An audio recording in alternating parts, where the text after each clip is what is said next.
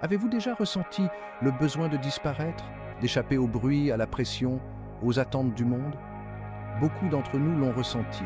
La vie peut ressembler à une tempête incessante, nous ballottant jusqu'à l'épuisement et la perte de repères.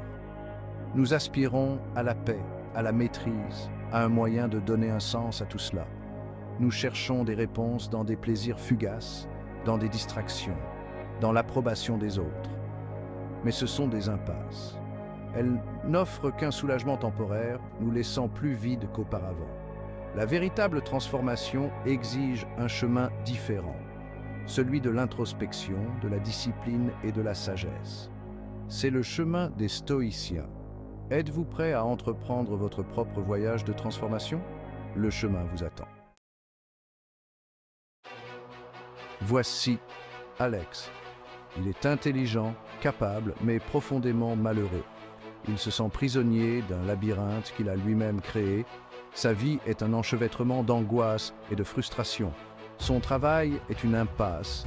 Ses relations sont tendues et il se sent perdu dans le chaos du monde moderne.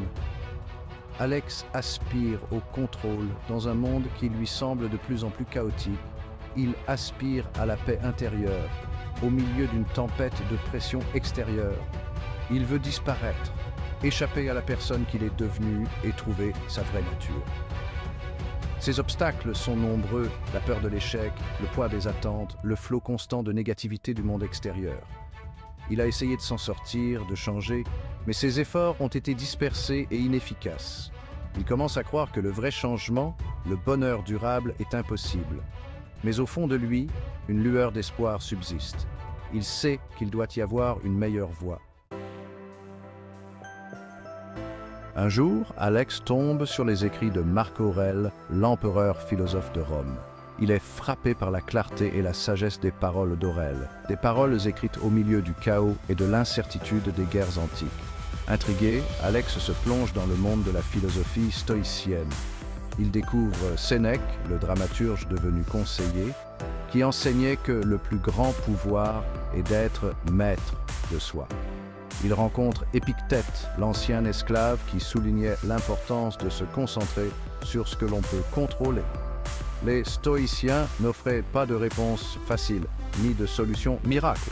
Au lieu de cela, ils présentaient une philosophie de la responsabilité radicale envers soi-même, un cadre pour naviguer les défis de la vie avec résilience et clarté. Alex commence à entrevoir une voie à suivre, un moyen de sortir du labyrinthe. Élie sur l'enfant, le premier pilier du stoïcisme est la compréhension que nous ne pouvons pas contrôler tout ce qui nous arrive, mais que nous pouvons contrôler notre perception des événements. C'est une idée radicale. Cela signifie que notre bonheur et notre bien-être ne sont pas déterminés par des circonstances extérieures, mais par notre propre esprit. Alex commence à appliquer ce principe à sa vie. Il se met à remettre en question ses pensées négatives automatiques. Il remet en question ses suppositions et recadre les situations pour se concentrer sur le positif. Il réalise que son travail, bien qu'imparfait, lui procure un revenu stable et une expérience précieuse. Il commence à apprécier ses relations pour l'amour et le soutien qu'elles lui apportent, malgré leurs imperfections. Lentement, Alex commence à reprendre le contrôle. Il réalise qu'il a le pouvoir de choisir comment il perçoit le monde qui l'entoure. Avez-vous déjà l'impression que vos émotions vous contrôlent? Souvenez-vous que vous avez le pouvoir de choisir vos pensées. Alors qu'il se plonge davantage dans le stoïcisme, Alex découvre le concept de memento mori, se souvenir de la mort. Il ne s'agit pas d'être morbide, mais plutôt d'utiliser un outil pour vivre une vie plus riche de sens. En contemplant notre mortalité, nous comprenons plus clairement ce qui compte vraiment. Cela nous rappelle que notre temps est compté et que nous devons le dépenser judicieusement. Cette prise de conscience est à la fois exaltante et terrifiante pour Alex. Il réalise qu'il a perdu trop de temps en crainte et en regret. Il a évité ses rêves, laissant ses angoisses le freiner. Mais les stoïciens enseignaient que la peur est souvent une une barrière que nous érigeons dans notre propre esprit. En affrontant ces peurs de front, Alex peut se libérer de leur emprise. Le deuxième pilier du stoïcisme est l'acceptation de ce que nous ne pouvons pas changer. Il ne s'agit pas de se résigner passivement à une vie de misère. Il s'agit de reconnaître la réalité de notre situation et de concentrer notre énergie sur ce que nous pouvons influencer. Alex commence à mettre ce principe en pratique en abandonnant son besoin de tout contrôler. Il accepte de ne pouvoir changer ni le passé, ni prédire l'avenir. Il concentre son énergie sur le moment présent, sur la prise de mesures pour atteindre ses objectifs et sur l'appréciation du bien dans sa vie. Il apprend à trouver la paix au milieu de l'incertitude, sachant qu'il fait de son mieux avec ce qu'il a. Prenez un moment pour réfléchir à votre propre vie. À quoi vous accrochez-vous que vous ne pouvez pas changer? À quoi cela ressemblerait-il de lâcher prise et de vous concentrer sur le présent? L'un des plus grands défis pour Alex est de lâcher prise sur le passé. Il est hanté par des regrets, par des erreurs qu'il a commises, par des occasions qu'il a manquées. Ses pensées l'accablent et l'empêchent d'avancer. Les stoïciens enseignent qu'il est futile de s'attarder sur le passé. Nous ne pouvons pas changer ce qui s'est déjà produit. Nous devrions plutôt nous efforcer de tirer les leçons de nos expériences et de les utiliser pour faire de meilleurs choix dans le présent. Alex commence à pratiquer le pardon envers lui-même et envers les autres. Il réalise que tout le monde fait des erreurs, que ces erreurs sont des occasions de grandir. En se libérant du fardeau du passé, il se libère pour créer un avenir meilleur. Troisième pilier, vivre en accord avec la nature. Le troisième pilier du stoïcisme est de vivre en accord avec la nature. Cela signifie aligner nos vies sur l'ordre rationnel de l'univers.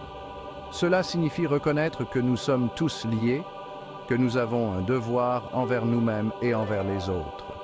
Pour Alex, cela signifie vivre une vie de sens et de vertu. Cela signifie utiliser ses talents pour avoir un impact positif sur le monde. Cela signifie traiter les autres avec gentillesse et compassion, même lorsqu'ils ne le méritent pas. Il commence petit, en faisant du bénévolat dans une soupe populaire locale, en pratiquant la gratitude au quotidien et en s'efforçant d'être plus présent dans ses interactions avec les autres.